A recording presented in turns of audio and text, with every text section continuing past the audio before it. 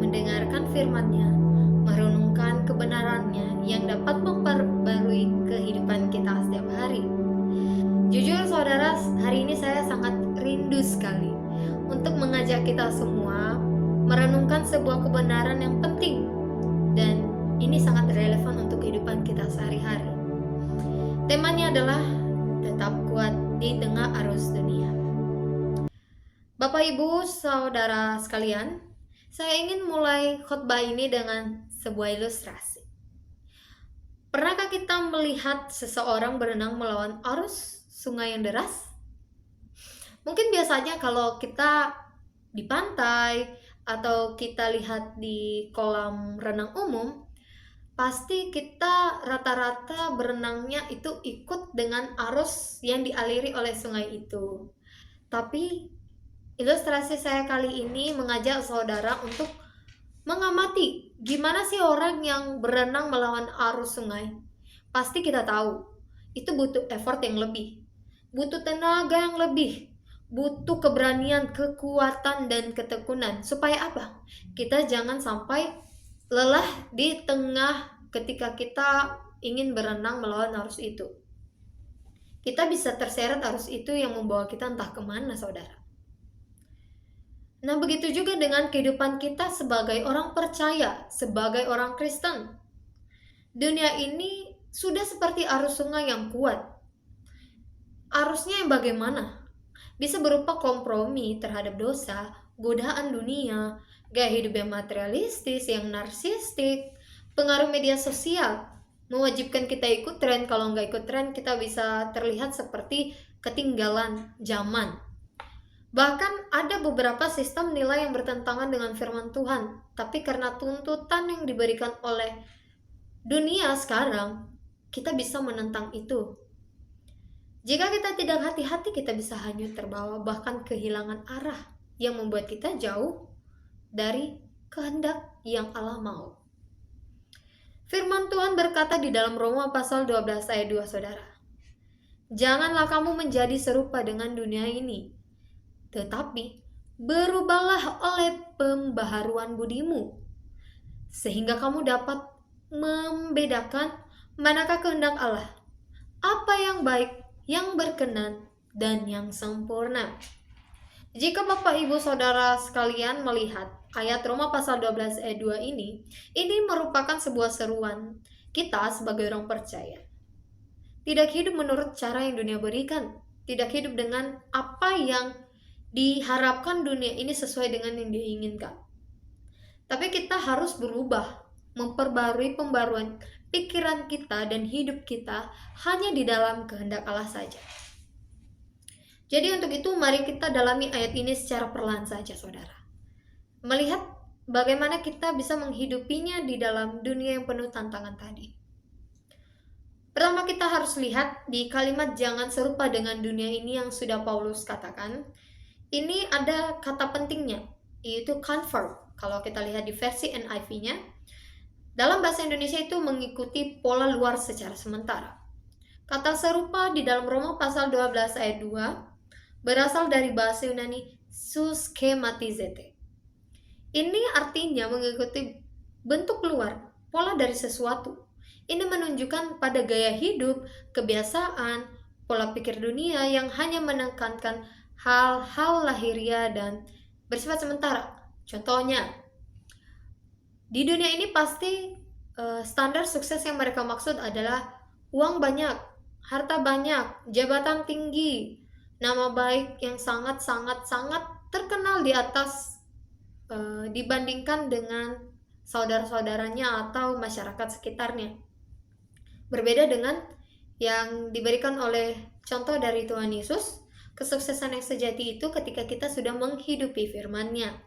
Dari situ saja saudara kita sudah lihat bahwa apa yang dunia sajikan dengan apa yang dikehendaki oleh Allah itu adalah hal yang sangat berbeda dan berlawanan. Kita bisa lihat ketika dunia berkata bahwa nilai hidup seseorang juga diukur dari penampilan luar. Kita tergoda untuk mengejar itu semua. Misalnya saja di kalangan perempuan, standar cantik itu mereka sudah mematoknya atau mencetaknya dengan putih, tinggi, badannya langsing, punya body yang sangat goals, tapi eh, itu walaupun sebenarnya bisa cenderung membuat kita memaksa diri kita mengimitasi orang lain, kita cenderung mengikutinya walaupun berat. Karena kenapa? Kita tidak mau kalau kita dianggap berbeda dari dunia ini. Bahkan itu bisa saja membuat kita jauh dari Tuhan. Kedua, banyak juga orang Kristen yang lebih sibuk membangun citra diri di media sosial daripada membangun karakter yang serupa dengan Kristus di kehidupan sehari-hari. Butuh followers banyak, membutuhkan validasi dari jumlah like, pengikutnya berapa yang suka, yang komen dengan postingan-postingan setiap hari. Itulah yang dikejar oleh dunia ini. Ada juga banyak pemuda-pemudi Kristen yang sangat-sangat kompromi dengan hubungan pacaran. Karena takut dianggap kuno, dianggap tidak dewasa, dianggap kalau mereka kolot. Itulah satu hal yang sangat miris yang sangat membuat kita untuk harus sadar bahwa pola dari dunia ini sudah membawa kita jauh dari apa yang sudah Tuhan kehendaki.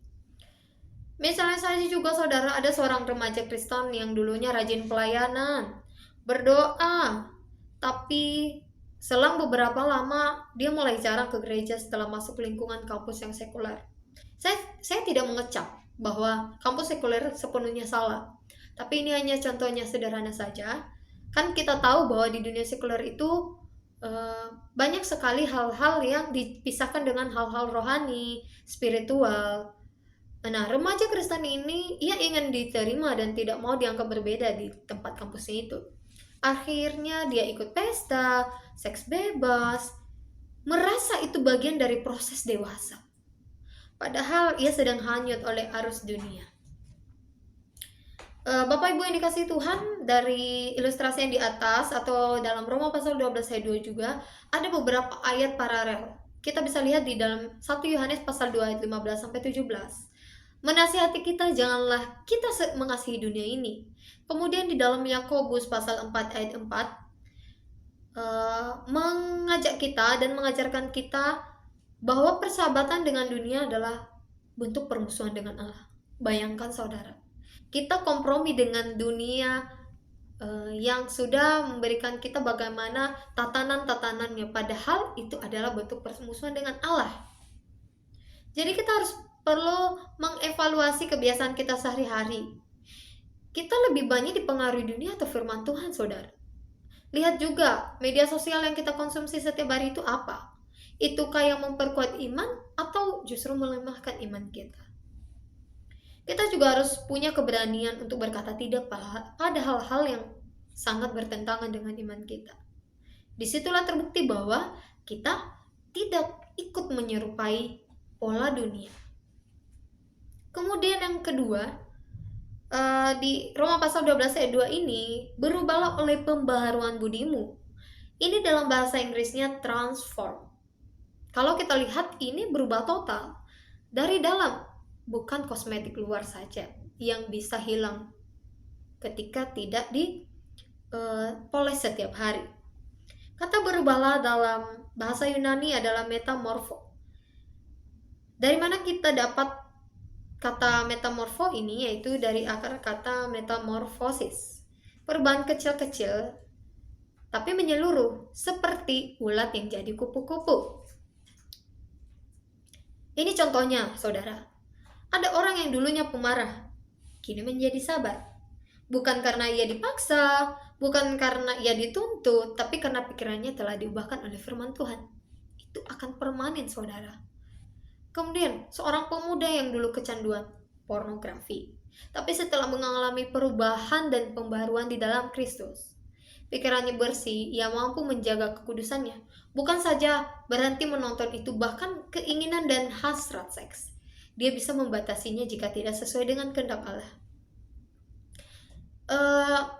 Bapak Ibu Saudara sekalian, coba kita bayangkan, begitu banyak orang yang tampil rohani di depan orang lain, tapi ketika sendirian, ketika keluar dari lingkungan gereja, keluar dari komunitas rohaninya karakternya sangat berbeda, 180 derajat sangat berbeda saudara. Perubahan sejati bukan soal penampilan luar yang dilihat oleh orang lain saja, tapi soal siapa kita ketika tidak ada yang melihat, ketika yang hanya ada antara kita dan Tuhan. Itu yang dimaksudkan oleh Paulus. Kita harus berdoa agar Roh Kudus mengubah hati dan pikiran kita setiap hari, saudara. Jangan puas hanya berubah sedikit. Tuhan ingin kita bertumbuh terus di dalam kekudusan. Tuhan ingin kita berprogres. Jangan hanya berproses tapi tidak ada berprogres. Tuhan mau kita walaupun sedikit demi sedikit, tapi itu yang akan menjadi hal yang akan membuat kita bertahan dalam perubahan itu. Kita juga harus punya waktu teduh secara rutin, karena dari situlah proses transformasi sejati.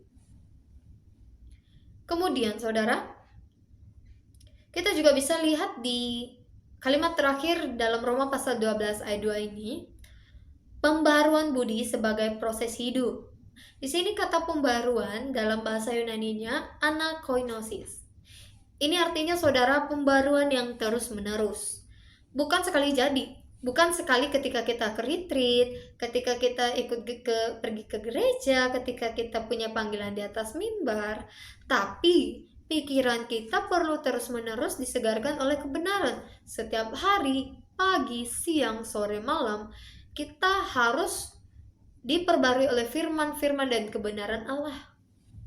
Contoh, ketika kita mulai berpikir negatif, ketika kita mulai iri hati dengan sesama kita, pembaruan budi itu menuntut kita untuk kembali ke firman Tuhan.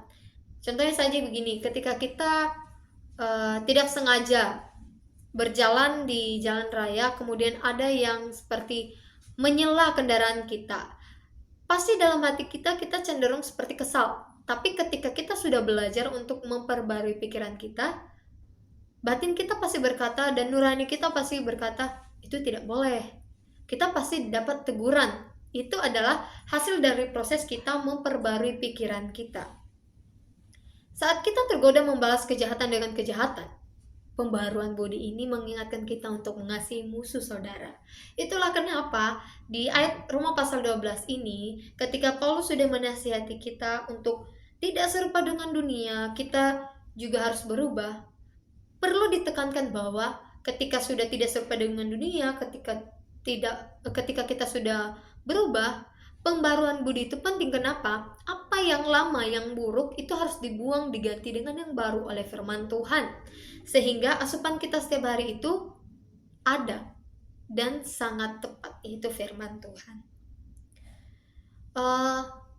Saya bisa mengambil contoh sederhana. Pikiran kita ini saudara seperti taman. Jika tidak ditanami dengan kebenaran, rumput liar yang seperti pikiran dunia berikan, itu akan tumbuh dan mengakar. Firman Tuhan adalah benih dan air yang menjaga taman itu tetap sehat. Untuk itu, bagaimana kita memperbarui budi kita? Bagaimana kita memperbarui pikiran kita? Bagaimana kita memperbarui cara bertindak kita agar sesuai dengan kehendak Allah? Tentu saja kita harus membaca firman setiap hari, walaupun hanya satu pasal, walaupun hanya beberapa ayat, tapi ketika berprogres besoknya lagi, nanti malam, dan pokoknya itu sangat-sangat teratur, itu bisa memperbarui budi kita setiap hari. Kemudian kita juga jangan hanya membacanya saudara, kita harus merenungkannya, bahkan mengaplikasikannya di dalam kehidupan kita sehari-hari, menghidupinya. Kemudian kita juga harus menyaring apa saja informasi dan berita. Jangan biarkan segala yang negatif meracuni pikiran kita saudara. Membangun komunitas rohani juga sangat penting saudara, sehingga kita bisa mendiskusikan apa yang sudah kita dapat dari misalnya khotbah tadi, kemudian kita sharing kepada teman yang satu komunitas kita, itu akan mengibaratkan mengpush apa yang kita mau, apa yang sudah kita tanam, apa hal-hal yang sudah kita tanam itu bakalan diserap juga oleh teman seiman kita. Untuk itu saudara, ada kesimpulan dari ayat Roma pasal 12 dari tema khotbah kita hari ini, yaitu kita harus hidup dalam kehendak Allah. Jika kita tidak menjadi serupa dunia dan terus mengalami transformasi serta pembaruan pikiran, maka kita akan semakin peka, bahkan mengenali apa yang menjadi kehendak Tuhan. Ya, seperti dikatakan dalam Roma tadi, yang baik, berkenan kepada Allah, bahkan yang sempurna. Saudara, bayangkan ketika kita tidak serupa dengan dunia ini. Sebelum menutup khotbah renungan hari ini, saudara, saya punya satu ilustrasi yang akan menutupnya. Bayangin ada seorang pemuda Kristen yang hidup dalam lingkungan kerja, tidak mengenal Tuhan. Banyak yang menyindirnya karena prinsip hidupnya terlalu rohani. Tapi ia tetap bertahan. Banyak yang menyindirnya karena prinsip hidupnya yang terlalu rohani. Banyak yang juga mengolok-oloknya karena dia setiap hari pergi ke gereja, sedangkan lingkungannya itu lingkungan yang tidak mengenal Tuhan. Tapi ia tetap bertahan.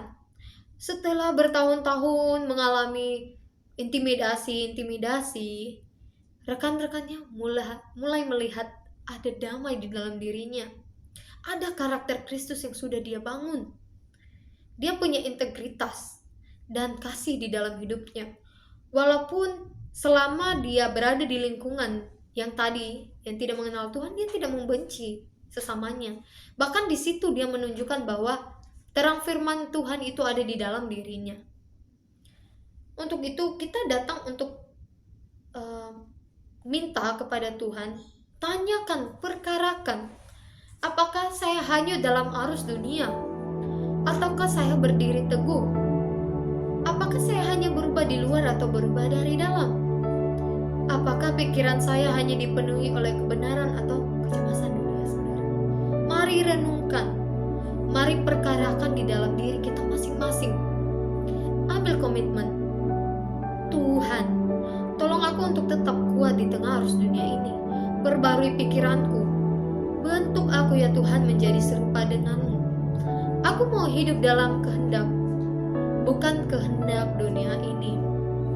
Untuk itu saudara, kita mari mengangkat lagu pujian yang sudah digubah oleh Bapak Gembala senior kita, berjudul Bapa, tolong agar ku bisa